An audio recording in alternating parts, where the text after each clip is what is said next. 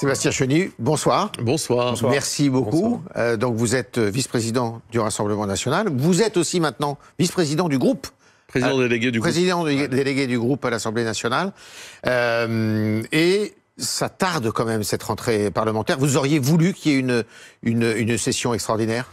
Oui, Marine Le Pen d'ailleurs l'a exprimé, elle a écrit aux autres présidents de groupe, elle l'a manifesté publiquement le souhait que les députés puissent se mettre au travail dès septembre. Le président de la République visiblement est sourd à cette demande et le mois de septembre a été, il faut bien le dire, gâché, empêché. Les députés n'ont pas travaillé. Seul le président de la République peut décider ? Oui, c'est le président qui convoque, et donc c'est à lui de déclencher une session extraordinaire. La présidente de l'Assemblée nationale elle-même était demanderesse, donc par conséquent, j'ai le sentiment que la vie quotidienne des Français préoccupe moins le président de la République que ses propres atermoiements. À propos du président de la République, Yves, pourquoi Emmanuel Macron, finalement, n'a pas nommé Jordan Bardella à Matignon ?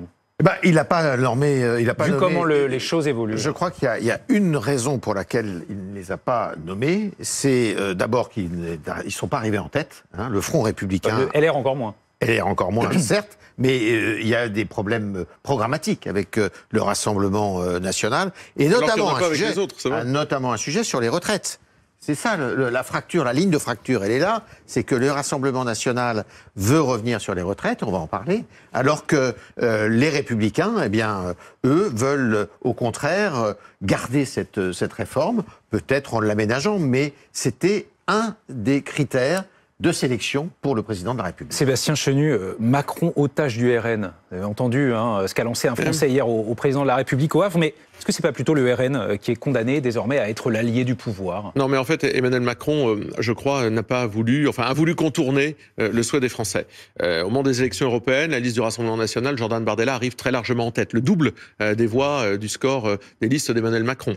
Au moment des élections législatives, premier et second tour, le Rassemblement national est le parti qui fait le plus de voix dans le pays. Nous ne sommes pas majoritaires et nous avions dit, si nous n'avons pas de majorité, Jordan l'avait dit, nous n'irons pas gouverner parce que la situation est intenable. Donc nous avons une logique politique, nous la respectons. Vous, président, vous donniez Matignon à la gauche parce qu'elle a remporté les législatives même d'une courte tête ? C'est au président de auriez choisir. Mais je pense qu'il a voulu contourner, pas forcément au nouveau Front populaire, mais peut-être qu'il aurait pu trouver des personnalités qui n'étaient pas aussi engagées dans des partis politiques qui ont fait d'aussi faibles résultats. Mais surtout, il a voulu contourner la volonté des Français. Les Français veulent plus de la politique d'Emmanuel Macron. Eh bien, ils trouvent des gens qui peuvent continuer sa politique sans être des macronistes. Ça vous arrangeait bien quand même, parce que si vous étiez arrivé à ce qui nous aurait arrangé, c'était de faire 289 sièges. Si vous étiez nommé à Matignon, vous auriez été bien embarrassé pour constituer une majorité, et en plus, vous auriez été handicapé pour 2027. Marine Le Pen aurait été handicapée pour 2027. Non, il ne serait pas du tout.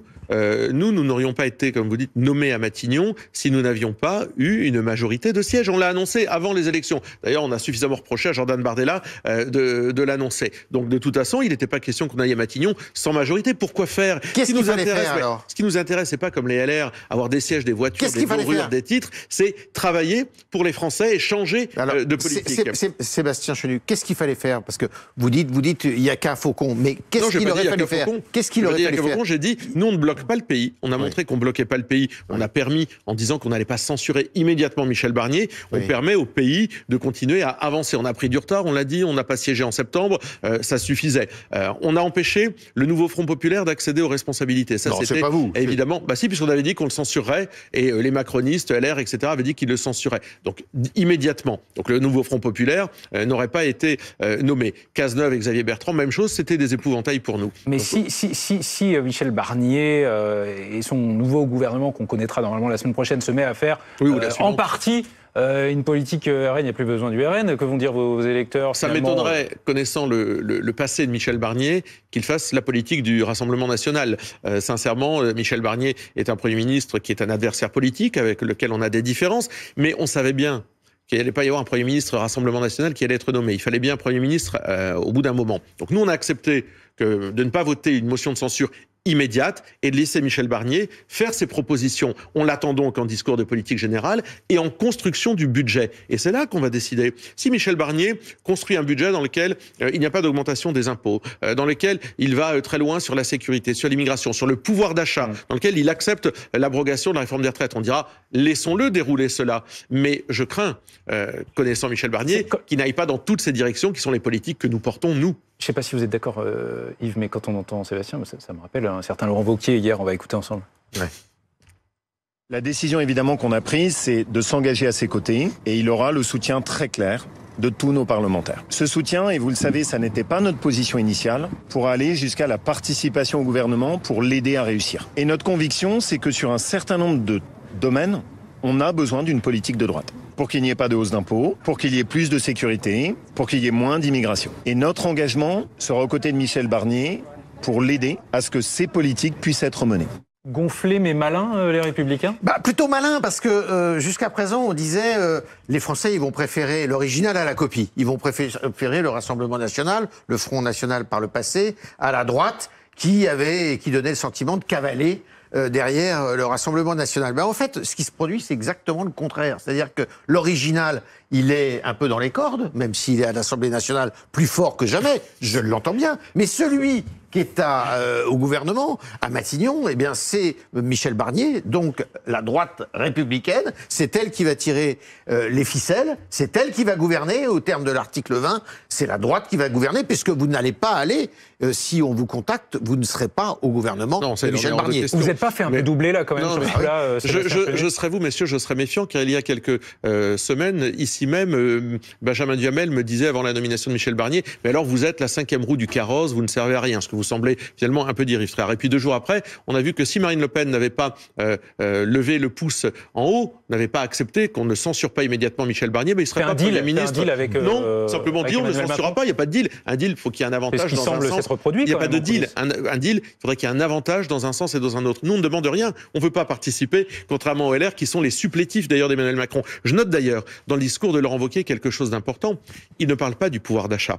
Il reste sur sécurité, immigration, vous l'avez entendu, et sur hausse d'impôts. Il n'a pas dit le mot pouvoir d'achat.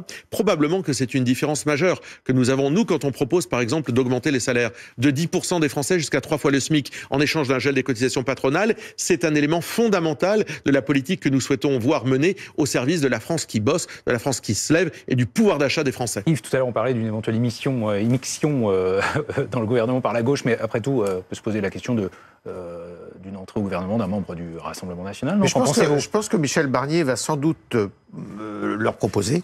Peut-être que ça sera une personnalité issue du Rassemblement national ou une personnalité proche du Rassemblement national, hors les murs, comme on a dit à une période. Mais le Rassemblement national, en refusant d'aller au gouvernement, peut faire aussi un refus d'obstacle, parce que son électorat peut dire « mais attendez, l'immigration, ça fait partie du programme de Barnier, l'insécurité, ça fait partie du programme de Barnier, donc c'est pas normal qu'il y ait aucun représentant dans ce gouvernement ».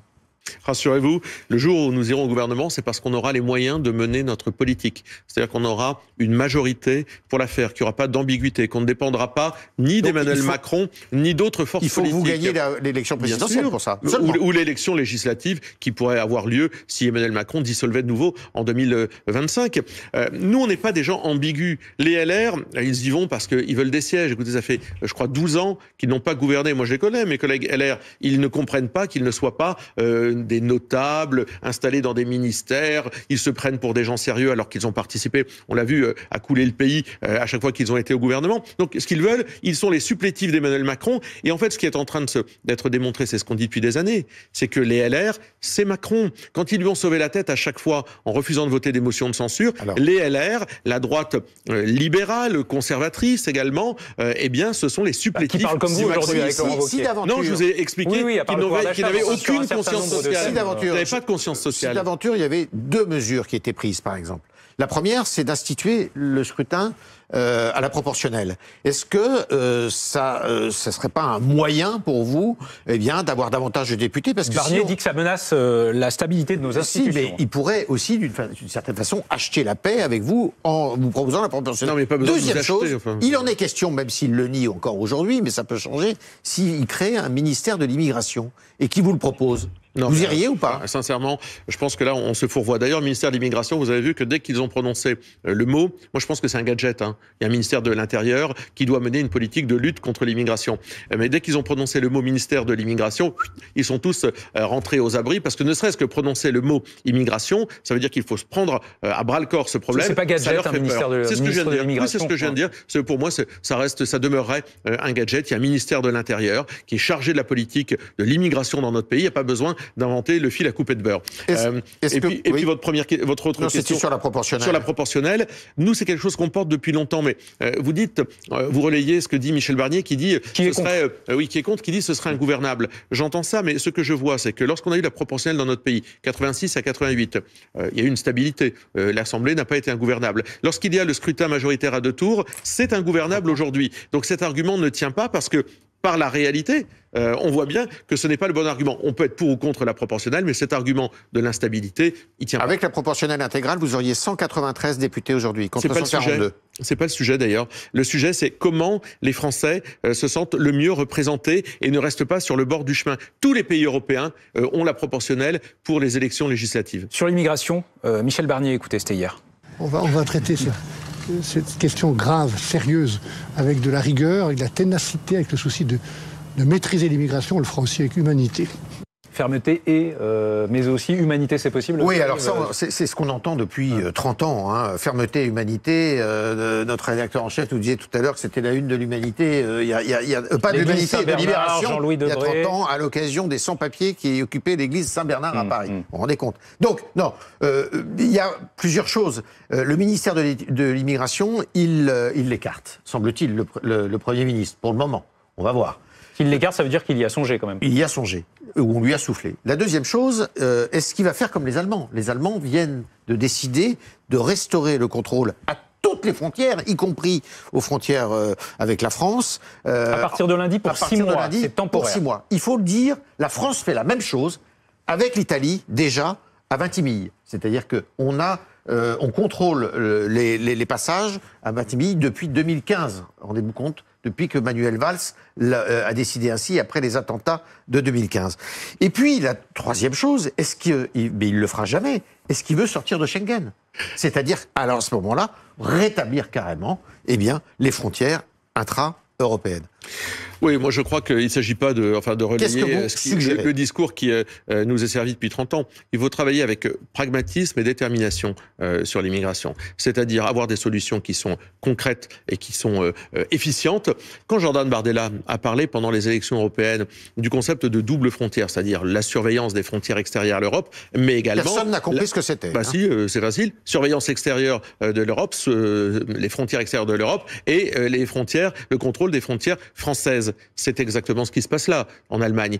C'est exactement ce qui se fait. On nous a dit « Ah, mais c'est impossible, vous allez voir, vous allez remettre des douaniers, des gardes barrières, qu'est-ce que c'est que ça ?» C'est pas le cas. Non mais écoutez, on peut contrôler des frontières avec des moyens modernes aujourd'hui, avec des drones, avec une organisation moderne d'un pays. C'est ce que va faire l'Allemagne. Elle le fait 6 mois parce que c'est exactement la possibilité qu'elle a de le faire, que lui donne l'Union européenne. La deuxième chose, il ne s'agit pas de sortir de Schengen. Il s'agit de renégocier Schengen. Et pour ça, il y a effectivement un grand nombre de pays dans l'Union européenne qui sont d'accord pour se remettre autour de la table et renégocier Schengen. Des pays du Sud, des pays de l'Est, des pays du Nord. On peut en trouver beaucoup. Et moi, je pense que la renégociation des accords de Schengen est effectivement l'une des clés de la reprise en main du contrôle de l'immigration dans notre pays. On n'a plus beaucoup de temps. Terminons par ça. Pas une semaine facile pour un certain Sébastien Delogu. Je ne sais pas qui est Pétain, j'ai entendu parler de lui, mais bon, je sais que c'est un raciste, quoi, voilà. C'est ce qu'il a dit dans une interview hier. Yves, c'est digne d'un député, c'est-à-dire d'un représentant de la nation? Alors, non, parce qu'on voudrait effectivement que ça paraît complètement surréaliste, je veux dire, de ne pas connaître le passé de Pétain, de ne pas savoir qui est Pétain, jamais entendu parler de lui. Alors, on se demande si ne s'est pas moqué de ces intervieweurs ou si vraiment il est complètement inculte. Mais ça paraît complètement incroyable. Alors, c'est intervenu aussi dans un continuum de reproches qui lui a été fait, de ne pas savoir lire, ou de très mal lire. Le procès en illettrisme qui a été fait à l'Assemblée nationale alors qu'il lisait un texte en commission des finances. Est-ce que, d'après vous, il a sa place à l'Assemblée nationale ? Moi, je ne vais jamais sur des questions d'ordre personnel, sur est-ce qu'il sait lire ou pas lire. Je trouve que c'est... Sur Pétain. Ça, oui, mais je tiens à le dire parce que je n'aime pas ce genre d'attaque. Un collègue qui a peut-être du mal à lire un texte, il a peut-être des raisons pour ne pas réussir à le lire convenablement. Ça, sur Pétain, sur Pétain, je vous dire le fond de ma pensée. Je pense que Delogu est un provocateur. Comme il est un provocateur lorsqu'il refuse de serrer la main ou de menacer des jeunes députés du Rassemblement national. Moi, je pense que c'est un provocateur, qu'il se comporte évidemment très mal, et qu'en cela, il relaie ce que Jean-Luc Mélenchon fait, c'est-à-dire ridiculiser les institutions. Le but de la France insoumise, c'est tout conflictualiser, tout ridiculiser, et Sébastien Delogu, par ses provocations, en fait, cherche à ridiculiser ces institutions pour que, comme Mélenchon le dit, il faut passer à une autre république, il faut tout changer, il faut mettre le bazar partout. Tout ça, ça contribue. Donc vous mettez ça sous le compte de la provocation. Bien sûr. Et donc vous êtes un peu l'avocat de Delogu là ce soir. Pas du tout, parce que je dis c'est un provocateur qui cherche à ridiculiser l'institution. Qui est Pétain au fond. Je ne sais rien sur le fond, mais je pense qu'il en rajoute, qu'il le fait exprès. Et d'ailleurs, Sébastien Delogu, après cette nouvelle polémique, a posté une photo sur X encore, avec un recueil Maréchal. Nous voilà. Vous voyez d'ailleurs, ce n'est pas un texte, ce sont des partitions, vraisemblablement. En souhaitant bonne nuit, sans doute en particulier à ceux qui le critiquent. Merci, Sébastien. Merci beaucoup.